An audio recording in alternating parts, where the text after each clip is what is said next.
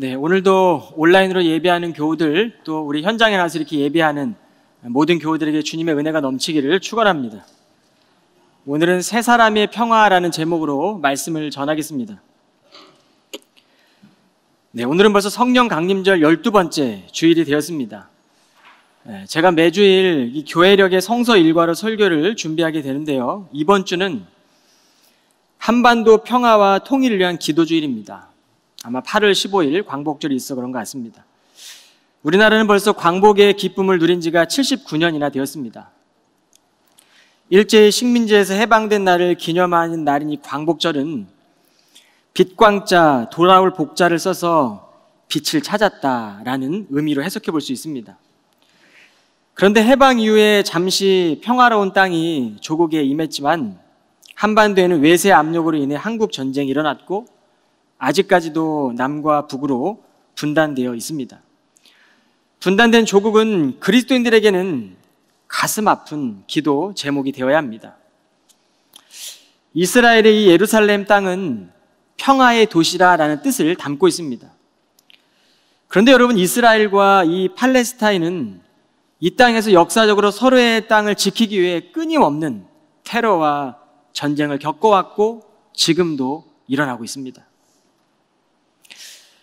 여러분, 이 교회와 또 성도들은 이러한 현실들을 바라보며 하나님의 뜻에 따라 평화를 위해 기도해야 함을 느낍니다. 혼돈의 시대를 살아가는 현대인들에게 성경이 언급하는 평화는 무엇일까요? 많은 사람들은 갈등과 여러 가지 혼란을 겪으며 살고 사회적 갈등뿐만 아니라 개인의 삶에서도 평화로운 마음의 질서가 필요한 시대임을 우리는 느끼게 됩니다. 구약 성경의 가장 주요한 용어 가운데 하나가 바로 샬롬이에요. 샬롬의 뜻은 평화입니다. 당신에게 평화를 빕니다. 이렇게 인사하는 거죠. 그래서 유대인들은 샬롬이라고 인사하지 않습니까? 이 구약의 샬롬의 약속들을 토대로 평화를 소개하는데 신약 성경에도 보면 이 평화의 복음은 바로 이 구약의 근거에서 뿌리를 두고 이 평화의 복음을 나타내고 있습니다. 바울이 말한 이 평화의 복음 중에 한 가지 예를 제가 소개하겠습니다. 로마서 14장 17절입니다. 하나님의 나라는 먹는 것과 마시는 것이 아니요 오직 성령 안에 있는 의와 평강과 희락이라. 여러분이 평화는 하나님이 통치하시는 방법입니다. 하나님의 이 통치 중심부로 가면 갈수록 우리는 평안하게 돼 있어요. 하나님이 이루시기 때문이죠. 바울은 이 하나님의 나라를 예수 그리스도에게 연결시켜서 이 새 창조의 상태, 즉 새 사람, 오늘 본문에 보면 new nature, 옛 본성이 아니라 새로운 본성을 지닌 이 새 사람을 입게 될 때 그리스도 안에서 우리는 평화를 누린다라고 보았습니다. 구약 성경에 보면 이사야가 예언한 말씀 중에 평강의 왕이 오신다.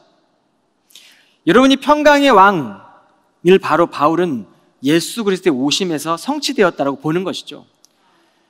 그래서 이 신약에서 평화의 복음은 먹는 것과 마시는 것에 있는 것이 아니라 오직 성령 안에서 누리게 되는 평강입니다. 여러분이 하나님의 나라가 우리 안에 예배를 통해 임하기를 축원합니다. 첫째로 새 사람에게 주신 이 증거가 바로 평화이죠. 찰스 버틀러라는 사람이 작곡한 오늘 우리가 예배 가운데 불렀던 찬양인데 내 영혼이 은총 입어라는 찬송가는 이 버틀러의 마음의 고백이 전 세계 기독교인들이 감동해주는 찬송가가 되었습니다. 이 평화는 세상에 속하여 있지 않고 세상을 이기신 그 주님 안에서 발견되는 참 평화이죠. 우리를 살리신 그리스도의 이 보혈이 우리가 마음의 평화를 누리게 하는 새 힘이 되는 것이죠. 이 찬양은 버틀러가 예수 그리스도를 영접하고 난 후에 그의 삶의 변화를 고백한 시예요. 그 가사를 다시 한번 보시겠습니다. 내 영혼이 은총 입어 중한 죄짐 벗고 보니 슬픔 많은 이 세상도 천국으로 화하도다. 주의 얼굴 뵙기 전에 멀리 뵈던 하늘나라 내 맘속에 이루어지니 날로 날로 가깝도다. 높은 산이 거친 들이 초막이나 궁궐이나 내 주 예수 모신 곳이 그 어디나 하늘나라. 할렐루야 찬양하세. 내 모든 죄 사함 받고 주 예수와 동행하니 그 어디나 하늘나라. 그는 오늘 이 찬양을 통해 천국과 하늘나라를 고백합니다. 우리는 천국하면 죽어서 가는 좋은 곳, 내세로 생각하게 되는 반면에 하나님의 나라는 우리와 함께 거하신 의미로 전달이 됩니다. 신약에도 보면 이 천국이라는 단어를 쓰고 있는 복음서도 있고 하나님의 나라로 번역한 말씀도 있습니다. 그런데 이 천국으로 번역한 단어는 마태복음에만 있어요. 다른 복음서에서는 다 하나님의 나라로 번역을 했습니다. 바울 서신도 보면 천국 대신에 하나님의 나라로 번역했어요. 그렇다면 왜 마태복음만 천국이라는 단어를 썼을까? 여러분이 마태는 유대인이었습니다. 유대인이었던 마태는 1차 독자였던 유대인들의 시선에서 예수님의 생애를 기록했어요. 그런데 이 유대인들은 하나님의 이름을 불러서도 안 되고 하나님의 이름을 언급해서도 안 되는 것이 바로 율법이었습니다. 그들은 율법의 기록을 지켜야만 했습니다. 그래서 이 유대인들은 그 누구도 하나님의 이름을 소리내어 부르지 않았어요. 유대인들에게 보낸 이 복음서였던 마태는 이 하나님의 나라를 쓸 수 없었죠. 그래서 그들의 시선에서 하늘나라라고 천국이라고 표현했는데 한글 성경과 중국 성경에서는 하늘천, 나라 국자로 이 천국이라고 마태복음을 번역한 겁니다. 즉 천국과 하늘나라는 같은 뜻이에요. 그러니까 새 사람을 입은 성도는 하나님이 내 안에 계시기 때문에 천국을 선명하고도 분명하게 경험하는 겁니다. 하나님이 자신을 드러내는 사건이 바로 천국을 경험하는 거죠. 그래서 하나님의 나라를 우리는 이 땅에서 경험하다가 장차 천국에서 하나님의 영광에 참여하게 될 것입니다. 이는 내 삶의 주권이 하나님께 속해 있다. 내 삶의 주권이 하나님의 다스림 가운데 있다. 우리는 하나님의 통치 안에 우리의 삶을 맡겨드리고 그 말씀의 약속을 굳게 믿고 서는 것입니다. 그러므로 새 사람은 옛 본성을 다 내려놓고 주 안에서 하나님의 통치 안에 있음을 우리는 믿음으로 고백하는 것이죠. 이제 바울이 새 사람의 구체적인 모습이 무엇인지 한번 보도록 하겠습니다. 25절, 29절입니다. 그러므로 새 사람을 입은 여러분은 무엇보다 거짓을 버리고 각자 이웃에게 진실만을 말하십시오. 왜냐하면 우리 모두는 서로 한 몸의 지체들이기 때문입니다. 화를 내더라도 죄를 짓는 데까지 이르지 마십시오. 아무리 분한 일이 있더라도 해가 지기 전에 다 풀어버리십시오. 사탄에게 틈을 주지 마십시오. 도둑질을 해왔던 사람은 다시는 도둑질을 하지 말고 이제부터는 땀 흘려 자기 손으로 힘껏 벌이를 해서 도리어 궁핍한 사람들에게 뭔가 나누어 줄 수 있도록 하십시오. 남을 헐뜯는 나쁜 말은 입 밖에도 내지 말고 기회가 닿는 대로 다른 사람을 일으켜 세워주는 선한 말을 해서 듣는 사람들에게 은혜를 끼치도록 하십시오. 오늘 바울은 하십시오, 하지 마십시오라고 우리 가운데 명령하고 있어요. 그런데 이 명령은 율법이 아닙니다. 새 사람이 된 성도들의 삶을 말하고 있는 거예요. 우리를 먼저 사랑하신 그 하나님의 사랑이 있기 때문에 우리는 그 하나님의 사랑 안에 반응하는 삶이 바로 이러한 삶이다라고 바로 우리에게 언급하고 있는 것이죠. 여러분, 하나님의 사랑에는 거짓이 없습니다. 그러면 하나님의 사랑에 반응하는 성도는 거짓을 버리라는 거예요. 그리고 그 사랑으로 이웃을 진실하게 대하라는 뜻이죠. 여러분이 거짓은 평화의 공동체를 깨트리는 바이러스와 같습니다. 오늘날 부당하게 나의 이득만을 취하는 것도 도둑질하는 삶이죠. 남을 헐뜯고 나쁜 마음을 품고 시시비비를 가리고 옳고 그름을 가르고 이해의 눈이 아니라 믿음의 눈으로 옳고 그름의 것들을 넘어가야 되는데 우리는 그 믿음을 주님 앞에 드리는 것이 아니라 우리는 늘 시시비비를 가리고 있지는 않습니까? 여러분, 남을 헐뜯고 나쁜 마음을 품는 것도 바울은 도둑질하는 것으로 봅니다. 새 사람을 입은 성도는 기회가 닿는 대로 다른 사람을 일으켜 세워 선한 말로 듣는 사람들에게 은혜를 끼치십시오라고 말씀해요. 분한 일이 있어도 분한 일이 들어와도 해가 지기 전에 다 풀고 사탄에게 틈을 주지 않도록 하라는 겁니다. 이것이 바로 가정을 지키고 교회를 지켜가는 비결이에요. 그리스도의 공동체는 이 서로가 한 몸의 지체이고 한 몸의 교회이기 때문입니다. 그러므로 성도는 매일 이 새 옷을 입는 것이죠. 우리가 항상 하나님 안에 한 가족이라고 말은 하고 있어도 그리스도 안에서 하나님의 사랑 안에 반응하지 않고 이 새 옷을 입지 않으면 하나님의 모습을 드러낼 수 없기 때문입니다. 평강의 주님께서는 이 사단을 너희의 발 아래 상의하실 거라고 말씀하셨어요. 우리는 그 말씀의 약속을 굳게 믿고 그 믿음 위에 서서 새 옷을 입은 성도로 살아가는 거죠. 이미 우리는 새로운 존재가 다 되었잖아요. 평화의 공동체는 오늘 바울이 언급하는 거짓, 분노, 죄를 짓는 것, 분하게 하는 일, 도둑질, 남을 헐뜯는 말, 나쁜 말이 있을 자리가 없는 거예요. 만일 우리가 이러한 것들을 경험하지 못한다면 평화의 증인이 될 수도 없고 그 증언은 어려움을 겪게 될 겁니다. 둘째로 평화는 말과 행동에서 나타나는 성도들의 향기입니다. 30절로 32절입니다. 또 하나님의 성령을 슬프게 하지 마십시오. 성령께서는 우리의 구원을 보증해 주신 참으로 고마우신 분이십니다. 모든 독설과 분노와 성내는 버릇과 말다툼과 비방하는 말을 삼가고 모든 악의도 함께 던져 버리십시오. 오직 서로에게 친절히 대하고 서로를 불쌍히 여기며 하나님께서 그리스도 안에서 여러분을 용서하신 것과 같이 서로가 서로에게 먼저 용서를 베푸십시오.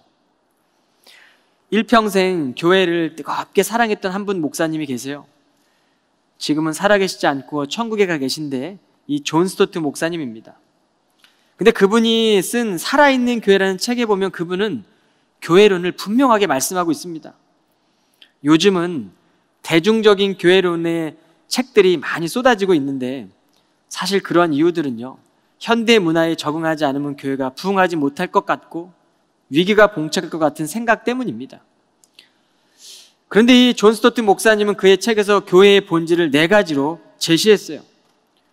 첫째는 살아있는 교회는 배우는 교회고, 둘째는 돌보는 교회고, 셋째는 예배하는 교회고, 넷째는 전도하는 교회다. 여러분, 이 배우는 교회는요, 초대교회로 우리가 돌아가는 거죠. 예수님은 사도들을 교사로 부르시잖아요. 그리고 그들을 가르치고 인정하는 훈련을 시키십니다. 학교에도 임명한 교사가 가르칠 때 학생은 교사의 가르침을 듣죠. 예수님은 성령 안에서 학교를 세우시고 이 성령 학교에는 훈련된 사도들의 가르침을 3,000명의 학생들이 들었어요. 우리는 예수님을 배우고 알아가야 합니다. 세월이 흐른다고 예수님을 알아가는 것이 자연스럽게 되지 않습니다. 2000년이 지났지만 오늘 우리가 이 성경을 통해 주님을 배울 때 우리는 성령께서 우리가 이해되도록 가르쳐 주신다라고 약속하셨어요. 둘째는 돌보는 교회입니다. 돌봄은 이 주 안에서의 사귐과 교제를 의미하죠. 초대교회 성도들은 서로의 물건을 다 통용할 정도로 사귐을 가졌습니다. 물론 현대사회에서는 옆집의 물건을 편하게 빌려주고 빌려 쓰는 것에 있어 어려움이 있어요. 만약 우리가 옆집에 사는 사람들의 숟가락 개수를 안다면 아마 신고 들어갈 겁니다. 그러한 시대를 우리가 살아가고 있잖아요. 예전에 그렇지 않았습니다. 근데 이 현대사회는 개인 생활이 침해당하고 무례하게 침범하는 것에 대해 아주 민감한 시대를 우리는 살아가요. 그런데 초대교회는 달랐습니다. 주 안에서 그들은 서로의 것을 통용하고 서로의 필요에 따라 재산과 소유를 나눠주는 일이 자연스러웠어요. 셋째는 예배하는 교회입니다. 초대교회는 성전에 모이기를 힘썼어요. 예수님은 성전에 모여 예배하는 이 교회, 제도적인 교회를 없애지 않았습니다. 오늘날 팬데믹 이후에 우리는 혼자 예배하고 혼자 기도할 때가 많아요. 물론 상황과 여건이 여하치 않아서 온라인으로 예배하는 교우들 동일하게 하나님이 역사하실 겁니다. 그런데 하나님은 제도적인 교회를 완성시키러 오셨지 없애려고 오신 것이 아닙니다. 주님은 율법도 완성시키시기 오셨고 우리는 그래서 예배를 통해 평화의 공동체는 끊임없이 새로워지게 되는 거죠. 예배를 통해 하나님을 더욱더 갈망하고 예배를 통해 하나님께서 역사하시는 예배를 드려가는 거죠. 그래서 건강한 교회 예배에는 기쁨이 있고 평안이 임합니다. 반면에 건강하지 않은 교회는 모이면 분쟁하고 다투고 의심하고 서로의 힘을 모으는 데 쓰는 것이 아니라 각기 다른 힘으로 서로를 경계하는 데 그 힘을 다 쏟아냅니다. 하나님께로부터 오늘 힘을 사모하시기를 바랍니다. 그 힘은 하나님을 알고 갈망함으로 서로가 하나가 되는 거예요. 넷째로는 전도하는 교회이죠. 우리가 예배를 드리고 나면 우리는 삶의 예배를 드리기 위해 세상으로 나아갑니다. 우리는 흩어진 삶의 자리에서 전도자로 살아가는 거죠. 초대교회는 주께서 구원받은 사람들을 날마다 더하게 하셨다라고 기록하고 있어요. 여러분, 날마다 구원을 더하게 하셨다는 그 의미는요, 그들이 예배하고 선교하고 예배하고 전도하고 예배를 드리고 난 뒤에 그들의 삶이 확장되어 전도자의 삶을 살았음을 알 수가 있어요. 우리는 세상과 구별되어야 합니다. 그러나 세상의 소리를 들어야 합니다. 우리는 하나님의 말씀을 들어야 합니다. 그러나 세상의 소리도 귀를 열고 있어야 합니다. 세상과 구별되어 살아가지만 우리는 세상을 품고 기도해야 합니다. 예수 그리스도를 배우고 받은 사랑으로 기회가 있는 대로 우리는 사람들을 돌보고 모이기에 힘쓰고 흩어져 우리가 전도하고 그 뜻대로 살아가는 사람들이 많아져야 합니다. 여러분이 성령의 탄식 소리는 말할 수 없는 우리를 향한 사랑이에요. 우리가 세상 속에서 넘어지고 낙심하고 부족함을 느낄 때마다 하나님은 우리 가운데 성령을 통해 동행하시며 그 성령이 탄식하게 하시는 거예요. 자나깨나 우리가 잘 될 때나 안 될 때나 우리가 가난할 때나 부유하게 될 때나 우리가 시험을 만날 때나 성령은 탄식하면서 우리의 기도를 들으신대요. 그 사랑은 마음의 독설과 분노와 화내는 버릇과 말다툼과 비방하는 말을 그치게 합니다. 바울은 마음을 정결하게 하고 모든 악의와 함께 다 던져버리라고 명령조로 말씀해요. 여러분, 오늘날 보면 좋은 음식을 먹기 위해 전 세계를 탐방하는 사람들이 참 많아졌습니다. 맛집을 우리가 가기 위해서 시간과 또 우리의 모든 또 물질을 들이며 찾아가지 않습니까? 좋은 말은요, 맛있는 음식과도 같은 것 같습니다. 그러므로 우리가 좋은 말을 많이 하셔야 돼요. 좋지 않은 말은 상한 음식에 비유할 수 있습니다. 비방하는 말은 사람들의 영혼을 쪼그라뜨리게 하고 평화를 사라지게 하고 우리가 비방하는 말은 사람들을 갈등하게 합니다. 근데 좋은 말은 사람을 살리고 영혼을 풍성하게 해주는 것이죠. 성도들은 사람들에게 이 생명의 향기를 내야 해요. 그리스도의 마음으로 사랑하고 존중하고 좋은 말을 아낌없이 하시기를 축원합니다. 이것이 교회가 세상의 모델이 되는 방법이죠. 주님은 인류의 모델이 되어 우리에게 새로운 옷을 선보여 주셨습니다. 우리가 그 옷을 입었기 때문에 그리스도의 자녀답게 살아가게 되는 거죠. 여러분, 런웨이를 걷는 모델은 자기 자신을 보여주는 목적이 아니에요. 디자이너가 지은 이 옷을 선보이기 위해서 그 런웨이를 걷지 않습니까? 자신은 감추고 그 옷을 더 부각시킵니다.